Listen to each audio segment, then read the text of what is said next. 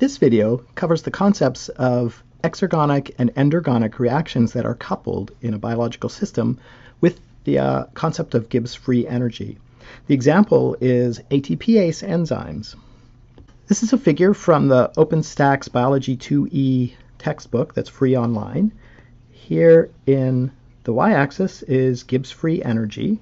That's the amount of work that a particular system can do. In this case, work that could be done by the chemical energy in reactants. And on the x-axis is time, change in Gibbs free energy over time. In this case, the example we're going to use is in the form of A bound to B plus C. The A bound to B is ADP minus 2 covalently bound to a phosphate, PO4 minus 2. And C here represents the enzyme. What we're going to end up with at the end is A going to B that is within a binding pocket of C. So it's not covalently bound, but it will be in a binding pocket within C.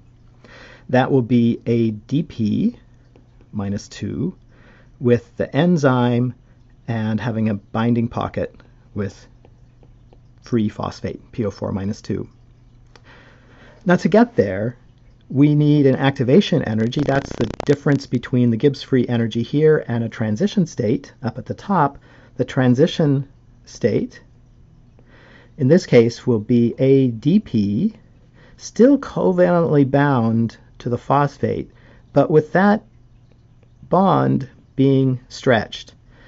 So the phosphate is being pulled away because of the binding pocket within the enzyme stretching that bond.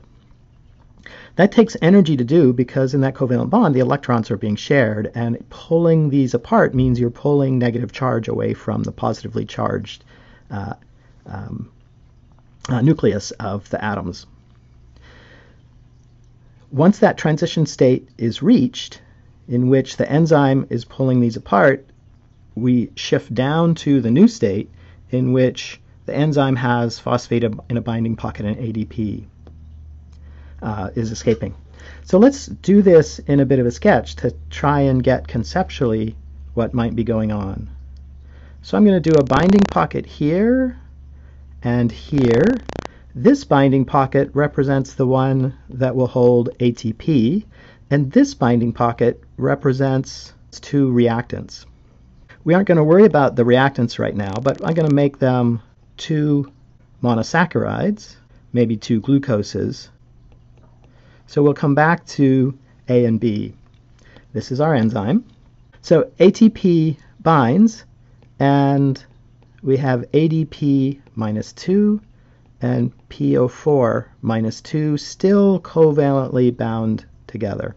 Once they bind, the transition state is one in which we stretch these bonds. This molecule is constantly flexing back and forth, and with the way the ATP is bound, the flexing tends to strain the bond between ADP and that last phosphate.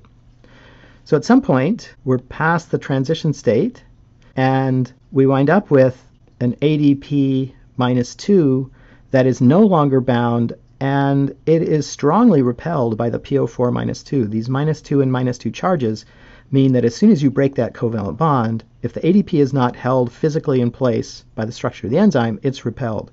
So it gets pushed away quite violently, and of course in the process that's going to push whatever's in front of it out of the way. This is heat. Heat energy released in the course of this reaction. The PO4 stays behind. So the PO4 minus 2 winds up being held within this binding pocket. It's not covalently bound. This is an ATPase, not a kinase, so it's not covalently bound. That change in shape of the protein is going to change the shape of the enzyme. What we've done so far is take ADP covalently bound to a phosphate and the enzyme, A, B, and C, raise them to a transition state, and allowed them, once they're in that transition state, now the reaction has taken place, that ADP is gone, we have a delta G here, which is heat, It is a negative delta G because we've gone downward. The heat is from two things. One is the change in shape of the enzyme, which is going to move molecules around, increasing random molecular motion, and then the ADP being repelled as that bond has been broken. Another image from the Biology 2E textbook, ATP going to ADP plus PO4 minus 2 will happen spontaneously. ATP is not a very stable molecule. It's hard to get the minus 2 charge on ADP and the minus 2 charge on phosphate together. It takes a lot of energy to do that in ATP synthase. It's not too hard to break that bond. But it takes an activation energy up somewhat higher than the enzyme catalyzed breaking of that bond. It takes a lower energy using the enzyme. Now, in biological systems, much of the time we have endergonic reactions. Endergonic reactions require energy. The products have more energy than the reactants. So the endergonic reaction we're going to use is the combination of two monosaccharides, A plus B, to get A covalently bound to B, and that's going to be two monosaccharides, which we start off with an OH and an OH. Here's A and B. These might be two glucoses. And what we're going to do is pull off an OH as water and then replace that with a glycosidic bond. That requires energy. We're going to get that energy input from the phosphate. Let me redraw the enzyme here. Here's the binding pocket that now has a phosphate minus 2. I'm going to put a couple of positive charges here.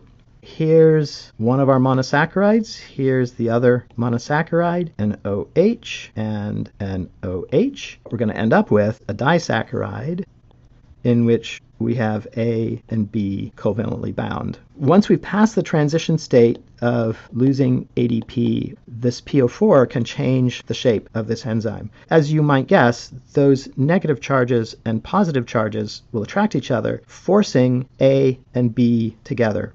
As A and B get closer and closer together, their electron clouds on these two OHs start getting to the point where it's possible to get a transition state where one of these oxygens binds to a hydrogen, and we start losing the bond between one of these. Next, this binds here. That water leaves, and because these are being pushed closer together, a glycosidic bond between A and B. As flexing continues, at some point we'll flex enough that our A and B can leave. We now have a disaccharide. With that disaccharide gone, this binding pocket can flex enough so that our PO4 minus leaves, and we can start all over with a new ATP.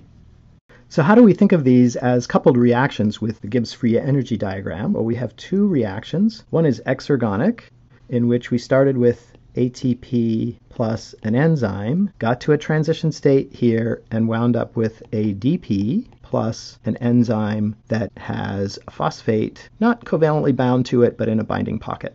That released some heat. It's a negative delta G. We've gone from higher G to lower G. Not surprising, we have an ATP converted to an ADP, so we've lost the ability of that ATP to do any additional work.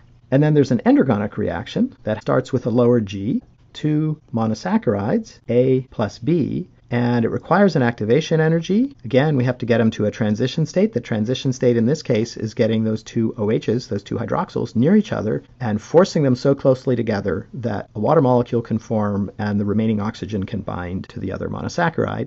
We wind up with A covalently bound to B that has a positive delta G. We increase the energy there.